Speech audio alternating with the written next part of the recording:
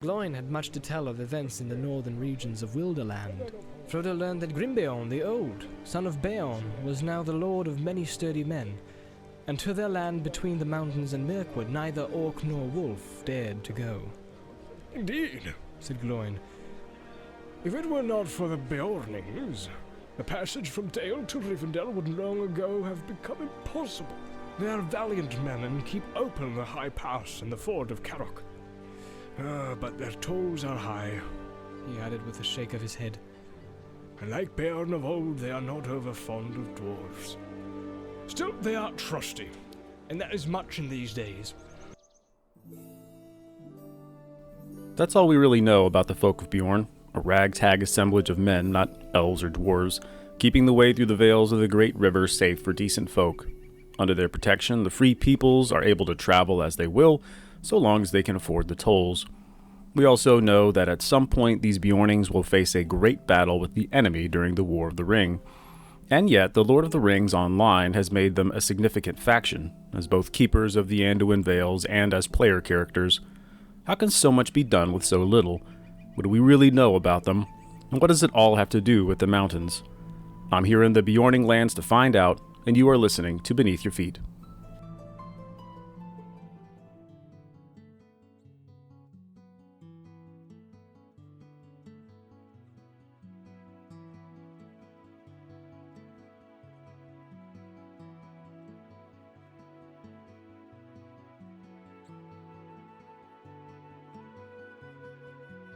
Some say that he is a bear descended from the great and ancient bears of the mountains. Others say that he is a man descended from the first men who lived before Smaug or the other dragons came into this part of the world, and before the goblins came into the hills out of the north. I cannot say, though I fancy the last is the true tale. He is not the sort of person to ask questions of.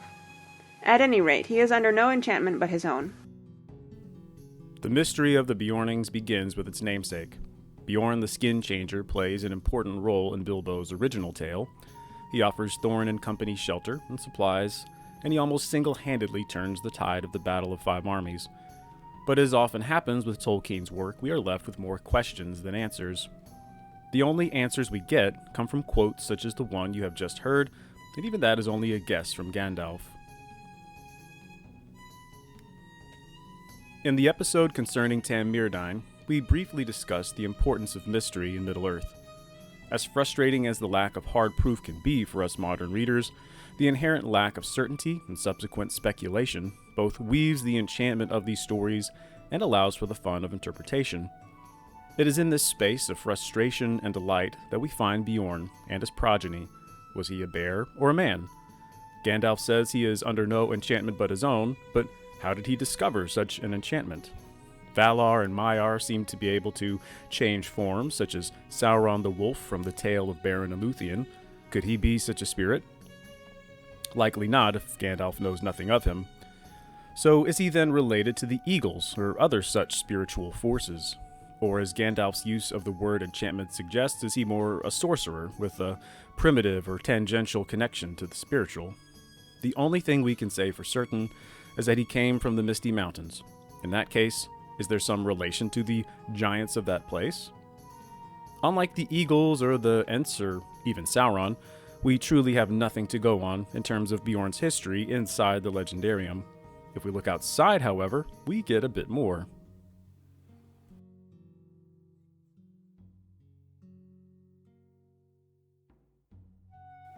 In letter 131, Tolkien confirms that Bjorn is in fact a mortal man and, even better, he was, quote, no doubt a bit of a magician.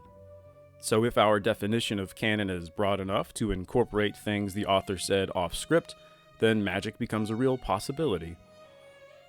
Probing further outwards towards Tolkien's influences, Bjorn has a somewhat obvious analog in Beowulf. The name Beowulf translates to bee-wolf or bee-hunter, which is another name for bear.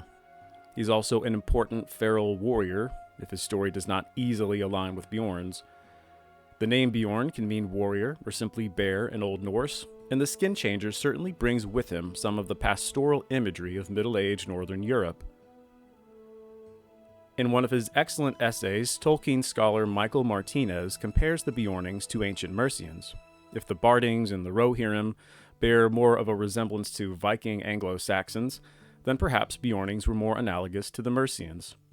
Those ancient Brits indeed lived in long houses and followed many of the other tropes we assign to that place and time, but politically they were more of a loose affiliation than we think of as a proper kingdom.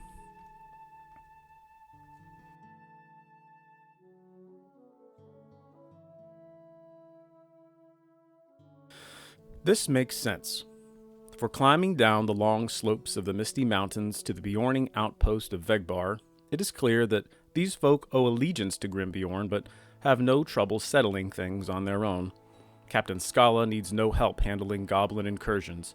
They look after the other residents of the Vale. They collect tolls. If there is any governance besides local leadership, the only glimpse we are offered is when we are asked to collect Grim Bjorn's portion of the tolls. Down from Vegbar and into the Vale itself, we find more Beornings having an eye on things. When so many fearsome warriors who can easily assume a ferocious bear form are on watch, one can begin to understand why Gloin may complain about high tolls.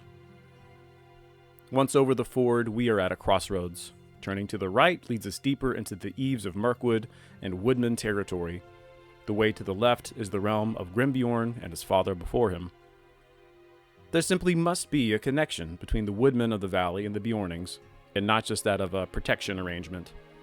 The Woodmen, another mysterious faction that has been iterated upon in various mediums, are the only men who inhabit the valley. If we think of Bjorn's chiefdom, and that of his son, as a loose confederation of peoples led by the Skin Changers, there is little other option besides the Woodmen to populate it. Perhaps some Bardings or Lakemen crossed Mirkwood to follow Bjorn, sure, but apart from that difficult possibility, there are only those men who are described in The Hobbit as being well established in the area. The One Ring role-playing game makes this suggestion, but if it is hinted at in The Lord of the Rings Online, I must have missed it, because it seems as though the developers are making the claim that the Beornings of LOTRO are all related in some fashion, as we see when we reach Bjorn's house.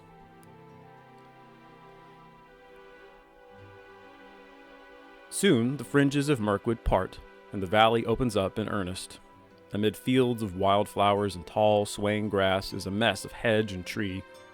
It is Bjorn's house, transliterated as Beorninghus in the game, and we find it in much the same condition as it is described to us in The Hobbit, though perhaps with more fortification. Inside the tangled wall is a wide steading of agricultural buildings, fields, workers, the house itself, and of course lots of beehives. In case we missed the reference, a blotch of blue text pops up the first time we visit to remind us of its connection to Bilbo's adventures. There, looking over things, is our gracious host, chief of the Beornings, Grimbjorn himself, and his wife Girta. Unsurprisingly, they put me to work immediately. Through a hefty dose of choring, I'm introduced to the rest of the cast who will be familiar to any Beorning players. There's Sturkist and Varthmath, and many others in need of our help, and, if you play as a Beorning character, you notice immediately that they are referred to as brethren and cousins. The introductory quest text says that you are among the children and grandchildren of Bjorn. Congratulations! More seriously, what the developers have done here mirrors the approach taken with the epic story. Even though this is still a massively multiplayer game, you are the, quote, only hero in the story. The only Beorning, apart from the NPC kinsman, out and about in the world. Sure, it's dodgy, and it takes a bit of suspension of disbelief, but it is one way to finagle the problem of the Beornings. Bjorn doesn't seem the type to father hundreds of progeny, so if you are among the descendants of his line, it is best to pretend that you are among a very few. What would other such options be? I find I must consider this as I finish my chores and head north into the wells of Langflood to find yet another part of the Beorning-lands.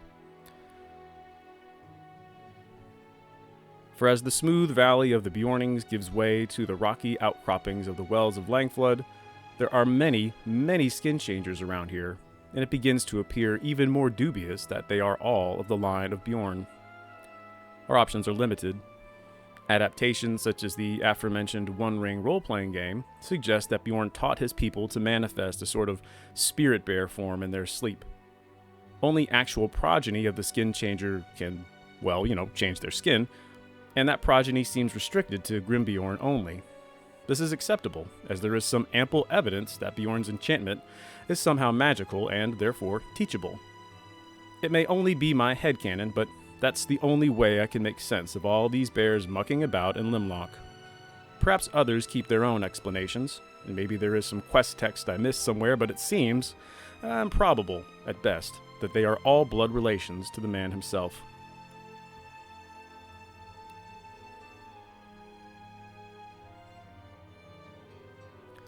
Bidding my hard-working Ursine friends goodbye, I set my back to Limlock and journey south again. There is one more stop I must make here in the Beorning-lands. The Carrock is an iconic place. Its etymology reminds us that it is simply a big rock, but the amazing bit is that it was, by all evidence, formed by Bjorn himself. Questions. Did he hand-carve this thing? Was magic involved? Are his bear claws so sharp as to be used as chisels? Ultimately, it doesn't matter. What does is that the Carrock is, for the Beornings of the Lord of the Rings Online, a place of pilgrimage and significance. There are beeswax candles here, and apparent offerings left behind, and a kind of animistic ritual. Specific religious tradition is often neglected in Tolkien's work. We get the elves singing hymns to Elbereth, and we see rangers taking a moment of silence before eating and little else. Hints are dropped, though, of something like ancestor worship among the strange ways of dwarves, and no doubt men picked up similar rituals. A further foil is the central mystery of Bjorn that we've been thinking about all along.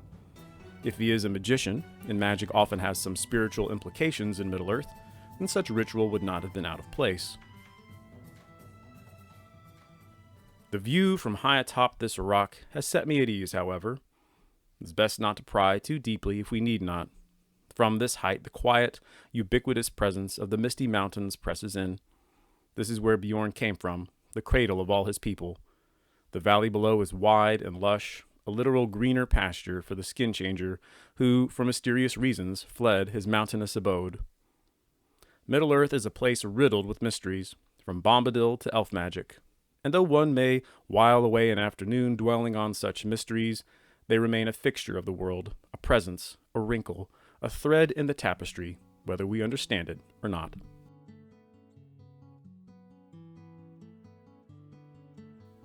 Thank you for listening to Beneath Your Feet. For more information on the show, please visit anchor.fm/LOTROBYF. Any support, a review, a share, a donation is all very much appreciated. Beneath Your Feet is also available on YouTube. Search for LOTRO Beneath Your Feet to listen to past episodes and watch current live streams. You can also join me live each month for the Beneath Your Feet live stream on twitch.tv/LOTROstream. With each show, we dive deep into a particular region of the Lord of the Rings Online, hunt for Easter eggs, and talk lore for the upcoming podcast episode. Today's music comes from the Lord of the Rings Online soundtrack. This episode was written and read by me. Passages from the Lord of the Rings were read by Philip Dragash, with quotes from The Hobbit read by K-Ray. My name is Shoreless, and we'll see you next time when we go Beneath Your Feet.